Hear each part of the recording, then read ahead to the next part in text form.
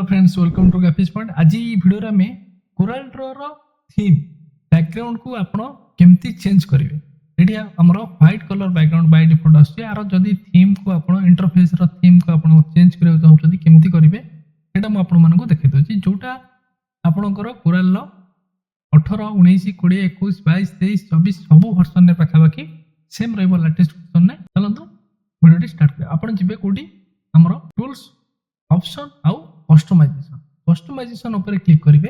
Click कला परे एठी देखंतु फर्स्ट गोटे ऑप्शन अछि एठी अपीयरेंस को आपण चूज कला परे हमरो जिबे कोडी थीम भीतर एठी आपण डार्क चूज करि परिबे। चाहिले एठी आपण ब्लैक भी चूज करि परिबे। आउ लाइट तो बाय डिफॉल्ट अछि। मु एठी डार्क थीम चूज करूची। चूज कला परे ओके प्रेस करिवि।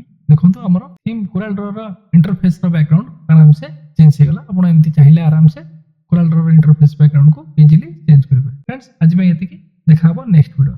Thank you.